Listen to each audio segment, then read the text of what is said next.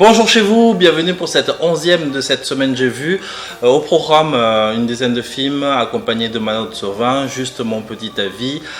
Une petite nouveauté dans la chronique, un invité spécial dorénavant à chaque fois que je ferai cette chronique, cette semaine j'ai vu.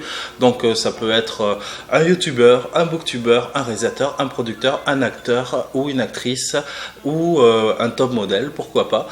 Et donc vous le saurez à la fin de la vidéo pour savoir qui est l'invité surprise. C'est une tribune libre sur les films, un conseil tout simplement. Donc c'est parti les enfants.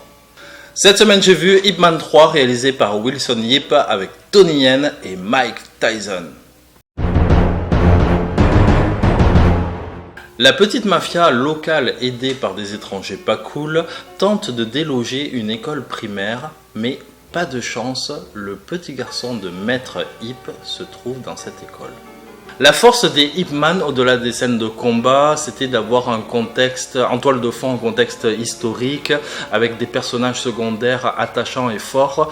Ici, on va oublier le contexte historique pour surligner plus le mélodrame, pour surligner plus la relation entre Maître Ip et sa femme, qui donne des séquences d'une beauté graphique émotionnelle, exceptionnelle. On est proche d'un Wong Kar-wai, vraiment sans exagérer. Et puis bien sûr la chorégraphie des combats réalisée chorégraphiée par Maître Wen Wu-ping, réalisateur du récent Tigre et Dragon 2, qui nous offre des scènes de combat très sympathiques, enfin plus que sympathiques même, de la scène de l'ascenseur jusqu'au plan, jusqu'à la scène de combat finale. Nos attentes seront comblées. Le point faible du film, je dirais, c'est le bad guy. C'est Mike Tyson, il sait vraiment pas jouer. Alors oui, bien sûr, on va trouver cette scène de ce fight entre Maître Ip et Mike Tyson qui est assez violent, qui est extrêmement bourrin avec deux styles de combat différents. Mais la scène est tellement courte, trop courte, mais vraiment trop courte à mon goût. Et quand il s'agit de jouer, eh bien Mike Tyson ne sait pas du tout jouer, donc bon voilà, il fait la grosse brute sauvage et puis voilà, il joue lui-même en fait, il joue lui-même et on n'a qu'à le regarder, on a peur quoi. Donc bon voilà, c'est peut-être que c'était ça qui était voulu, mais en tout cas il y a dans le rôle du bad guy, il n'y a aucune subtilité, il y a pas de jeu. Voilà, il joue un personnage complètement caricatural. Donc au-delà de ça, bien sûr, on passe un très agréable moment. Ça clôt très bien cette trilogie et ma note est de 17 sur 20. Cette semaine, j'ai vu Camino, réalisé par Josh C. Waller avec Zoé Bell. Dans l'enfer vert de la Colombie, une journaliste photographe interprétée par Zoé Bell se fait poursuivre par des missionnaires pour un meurtre qu'elle n'a pas commis. Dans la catégorie série B, Camino est plutôt un bon survival. On est très loin d'un The Revenant, c'est vraiment pas pareil. Ici, c'est vraiment l'efficacité qui prime. Zoé Bell est de tous les plans. Un petit mot sur Zoé Bell, si vous ne le savez pas, c'était la doublure du Matterman dans Kill Bill. Elle a fait des petits rôles comme dans Boulevard de la Mort, un grand rôle mais un film médiocre qui s'appelle La Reine.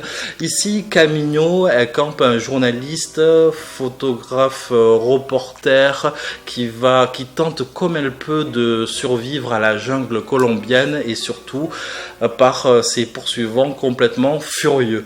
Donc Zoé Bell a même si c'est pas un canon de beauté, elle a vraiment une sacrée présence, elle a vraiment une gueule de cinéma et elle est complètement crédible et commence à se faire une place dans la actionneur movie et c'est tant mieux. Ultra efficace dans sa mise en scène, le réalisateur ne fait pas de chichi, il va droit au but, tension dramaturgique, rebondissements qui font leur petit effet jusqu'à l'explosion de violence de la séquence finale.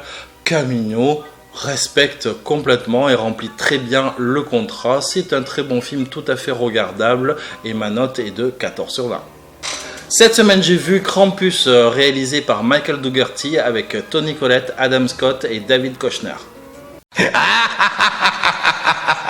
Max est un petit garçon qui voit sa famille se déchirer à la veille de Noël. Tournant le dos à cette tradition par le biais d'une lettre de vœux, il va réveiller un démon ancestral nommé Krampus qui va abattre sa colère, sur le foyer familial. Ce film est clairement arrangé à côté de Chair de poule le film car ils ont exactement les mêmes similitudes, hommage au film d'horreur des années 80, Parfum en blanc, Joe Dante pour Gremlins, Tobe Hooper Poltergeist. Krampus est vraiment une très bonne surprise, c'est une excellente comédie horrifique que vous pouvez regarder d'ailleurs en famille. La violence est toujours surlignée par de l'humour, donc vraiment pas d'inquiétude sur ça. C'est d'ailleurs mon petit bémol parce que je dirais qu'il manque un poil de violence pour que ça devienne un peu plus croustillant, mais dans l'ensemble Krampus est vraiment un très très bon divertissement qu'il faut vraiment pas rater. Donc ma note du film est de 16 sur 20. Allez voir Krampus, c'est vraiment du très bon. Cette semaine j'ai vu Creep, réalisé par Patrick Brice, avec lui dedans aussi, et Marc Duplass. Un caméraman accepte un travail et décide de partir dans une maison isolée pour filmer H24 un propriétaire qui s'avère curieux et très étrange. Si le film peut vous décontenancer dans ses 15 premières minutes à cause de son système de found footage un peu foireux et mal utilisé, passez ce cap, on est embarqué très vite dans cette histoire mystérieuse, étrange, qui fera grimper votre taux d'adrénaline et votre taux d'angoisse assez haut. Et on embarque donc très vite dans cette histoire de fou jusqu'à la séquence, jusqu'au twist final, puisque franchement, il donne vraiment, il distille vraiment aucun indice et on est vraiment très surpris par ce twist final qui fait vraiment froid dans le dos. Donc ça relève plus du court-métrage qui s'y tire un petit peu, mais ça reste de très bonne facture, je vous le conseille. Essayez l'expérience Creep, dites-le moi dans le commentaire si vous l'avez vu, et ma note est de 13 sur 20. Cette semaine, j'ai vu Little Princess, réalisé par Alfonso Cuarón avec Liesl Matthews et Eleanor Bron. Durant la Première Guerre mondiale, Sarah Crew, une jolie petite fille de 7 ans, venue des Indes avec son père, est envoyée aux États-Unis dans un pensionnat de jeunes filles dirigé par Miss Minchin. Miss Minchin, impressionnée par la fortune du père de Sarah Crew, va lui faire un traitement de faveur de dingue. Sarah Crew aura une super belle chambre avec des jouets partout, des robes extraordinaires et très très belles, etc. jusqu'au jour où un drame va arriver. Ça vous dit quelque chose? C'est normal, c'est tiré du célèbre livre de l'auteur Frances H. Burnett et bien sûr du célèbre dessin animé des années 80, manga Princesse Sarah.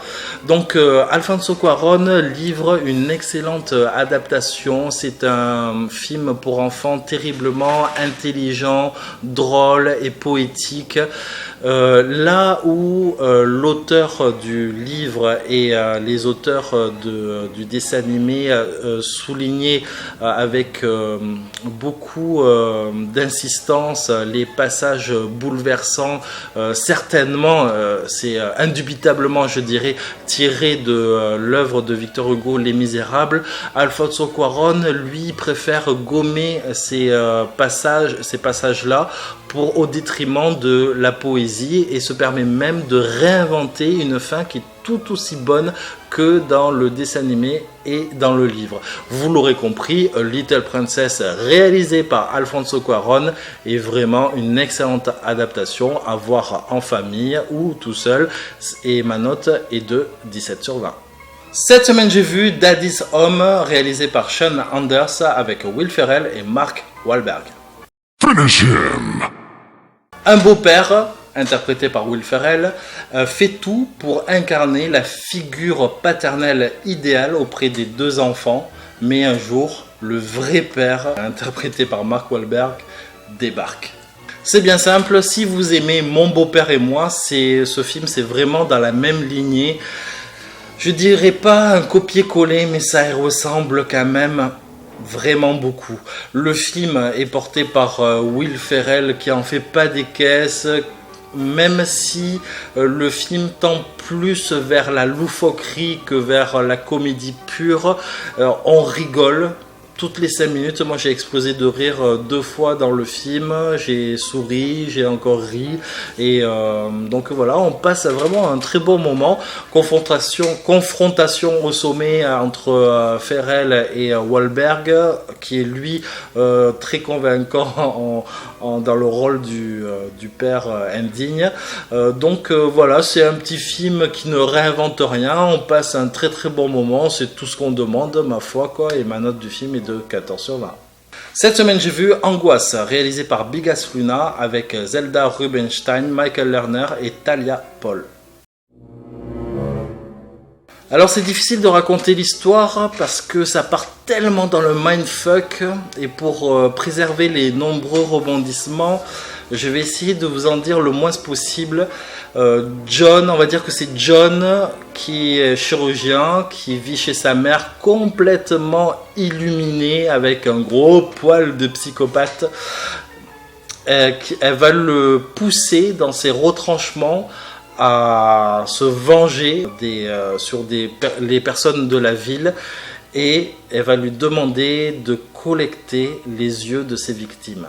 Ce film d'horreur aux multiples références lorgne pour ma part du côté de David Lynch, de Dario Argento, il y en a même qui voient du Buñuel et plein d'autres cinémas, donc faut vraiment avoir peut-être plusieurs fois vu le film pour déchiffrer toutes les influences cinématographiques que Bigas Luna a voulu mettre dans ce long métrage. En tout cas, Angoisse, c'est un trip hypnotique qui joue avec le spectateur sur son angoisse, sur ses nerfs, et il révèle être un film singulier, une œuvre un film d'horreur complètement à part. C'est pas un film d'horreur comme les autres, il y a du suspense, ce film c'est une expérience sans être un film expérimental, parce qu'on arrive vraiment très bien à suivre du point A au point B, même si entre le point A et le point B vous avez le point C et D qui rejoint le point A jusqu'au point D, etc. Donc voilà, c'est un peu, mais la réalisation est vraiment très très bonne pour pas qu'on puisse être perdu dans l'histoire. Et niveau angoisse, comme son titre l'indique, le contrat est vraiment très, très bien rempli. C'est un classique. Je retiendrai la performance de Zelda Rubinstein qui vraiment en mer illuminée fait vraiment vraiment flipper, et puis toutes les scènes gore de meurtre sont brillamment exécutées et bien réalisées. Je donnerai un petit bémol au film, ça crie énormément. Dans le film, ça crie énormément, et alors ça peut rebuter. Moi, au début, j'ai failli... le film a failli m'énerver parce que ça crie énormément, et donc ça commence à me gaver, mais bon, l'histoire est tellement passionnante et mindfuck qu'il faut pas le rater, et en fin de compte c'est une belle expérience cinématographique qu'il faut bien évidemment absolument voir, et ma note est de 16 sur 20. Cette semaine, j'ai vu À la recherche de l'ultrasex, réalisé par Nicolas et Bruno, avec beaucoup d'acteurs et beaucoup d'actrices.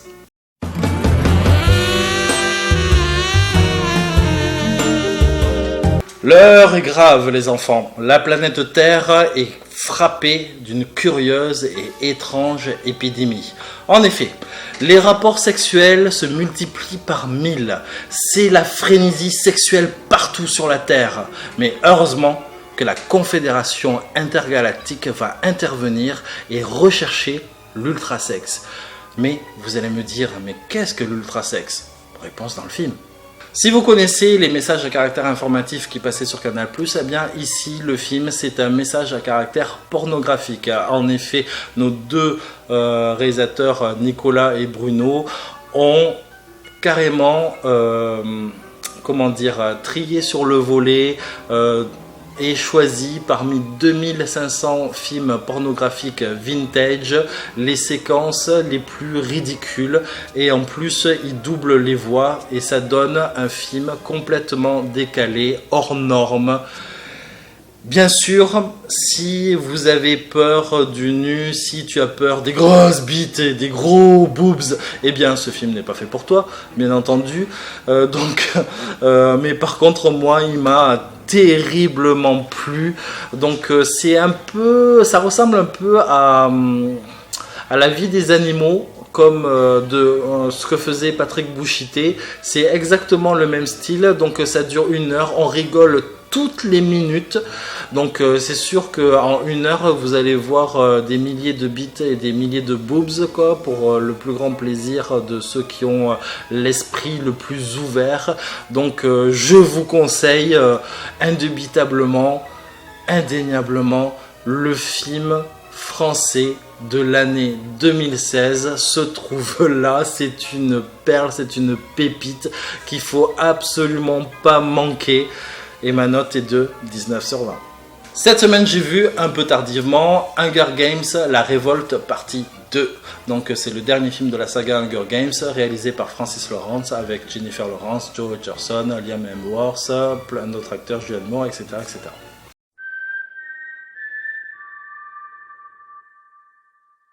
Pour stopper la guerre civile, cette fois-ci, Katniss part avec ses amis pour une ultime mission dans le district 13, rempli de pièges, c'est-à-dire assassiner le président Snow.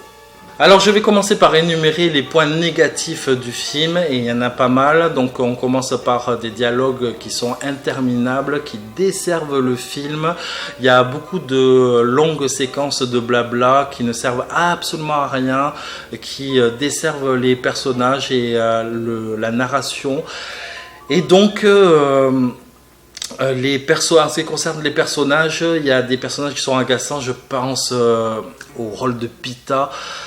Vraiment, ce rôle, mais il sert strictement à que dalle dans cette saga, c'est hallucinant. Donc oui, vous me direz, oui, il sert pour le triangle amoureux, qui d'ailleurs inutile et maladroit à mon goût, mais bon, ça date pas que dans ce film.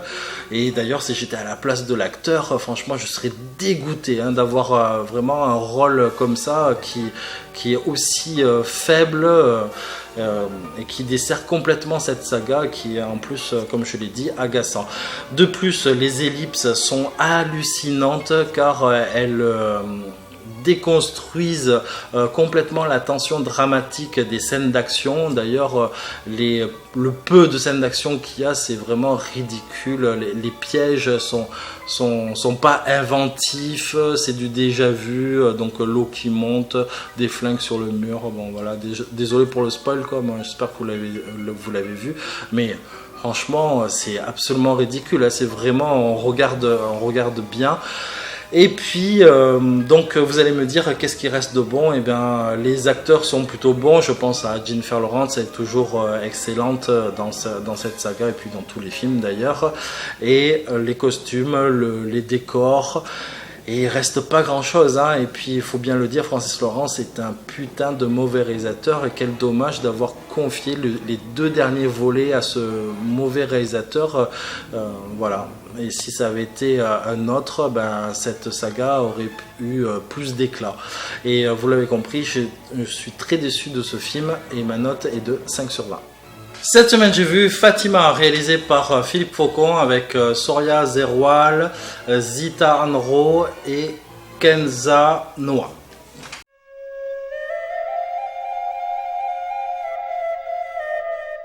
Fatima est une femme de ménage, une mère de 2 enfants, une de 15 ans qui est bête et indisciplinée et l'autre une fille de 18 ans, sage, studieuse en fac de médecine, et le film raconte son histoire, l'éducation qu'elle va insuffler à ces 2 filles pour permettre de s'intégrer dans la société française. Je tenais à dire que Fatima s'inscrit dans le cinéma social. Ce n'est évidemment pas le cinéma de George Miller comme Mad Max Fury Road ou The Revenant, ça n'a strictement rien à voir. C'est du cinéma social, qu'on adhère ou pas. Je préfère moi le cinéma de genre, mais il faut bien admettre qu'on ne s'emmerde pas une seule seconde en fait en regardant ce film du début jusqu'à la fin. C'est extrêmement bien réalisé, brillamment interprété par cette actrice qui est véritablement femme de ménage dans la vie. Donc elle a fait vraiment un boulot exceptionnel, ainsi que le réalisateur. Et c'est un très beau portrait de femme tout simplement, qui essaye de s'intégrer dans un pays étranger avec ses codes, sa culture, qui essaye d'inculquer une éducation correcte malgré l'absence du père à ses 2 filles. Donc c'est un beau message d'espoir pour la jeunesse qui passe par l'éducation tout simplement. Donc moi je peux qu'applaudir. Donc c'est vraiment un très beau film. Après, est-ce qu'il a mérité le meilleur film de cette année en ayant eu le César? Personnellement j'ai préféré Mustang, mais Fatima n'est véritablement pas honteux et ma note du film est de 14 sur 20. Et maintenant, place à l'invité spécial qui est Julien Seri, réalisateur, scénariste, dialoguiste, réalisateur de Scorpion avec Clovis Cornillac et du très récent Night Fair. Tribune libre, carte blanche à lui, c'est parti. Bonjour à tous, voilà, je voulais vous présenter une de mes dernières acquisitions, ce magnifique Blu-ray, cette magnifique édition de L'Année du Dragon de Michael Cimino, un très très grand film, l'un des meilleurs rôles de Mickey Rourke, un scénario incroyable signé Oliver Stone, un film, un classique du genre, un film qui passe les décennies, et ça faisait des années que je ne l'avais pas vu, enfin du moins dans cette qualité-là. Ça fait plaisir, du cinéma, du vrai, des histoires, des personnages, des émotions, un traitement singulier. Vive le cinéma. Merci Julien Seri pour ton excellent choix. L'Année du Dragon de Michael Cimino avec Mickey Rourke est un putain de chef-d'œuvre qu'il faut absolument voir, bien évidemment. C'est vraiment un classique. Donc merci à vous aussi d'avoir regardé cette vidéo. Partagez, abonnez-vous à ma chaîne si ce n'est pas déjà fait. On se donne rendez-vous la semaine prochaine pour un autre Cette semaine j'ai vu. Bonjour chez vous.